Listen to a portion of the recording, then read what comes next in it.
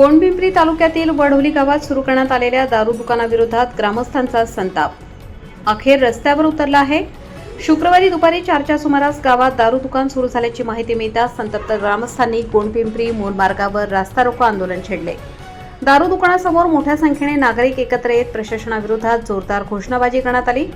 जोपर्यंत दारू दुकान बंद होत नाही तोपर्यंत आंदोलन मागे घेणार नाही अशी ठाम भूमिका गावकऱ्यांनी घेतली आहे। विशेष म्हणजे वढोली गावात गेल्या सुमारे 30 वर्षांपासून दारूबंदी आहे। 1991 मध्ये ग्रामस्थांनी एकजुटीने लढा देत शासनमान्य देशी दारूचे दुकान बंद पाडले होते। यंदाही ग्रामपंचायतीने दारूबंदीचा ठराव मंजूर करून उत्पादन शुल्क विभाग आणि जिल्हाधिकाऱ्यांकडे पाठवला होता। तरी देखील गावात दारू दुकान सुरू करण्यात आल्याने ग्रामस्थांमध्ये तीव्र नाराजी पसरली आहे। दारूच्या व्यसनामुळे अनेक कुटुंबे उद्ध्वस्त होत असून युवकांचे भविष्य धोक्यात येत असल्याची भावना नागरिकांनी व्यक्त केली।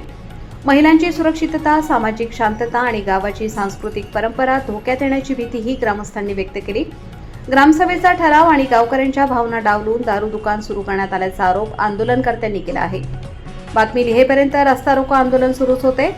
घटनास्थळी उपविभागीय पोलीस अधिकारी सत्यजित दामले, पोलीस उपनिरीक्षक मंगेश कराडे, तहसीलदार शुभम बहाकर आणि ठाणेदार हेमंत पवार यांच्यासह प्रशासकीय अधिकारी परिस्थिती नियंत्रणात आणण्यासाठी प्रयत्न करत होते।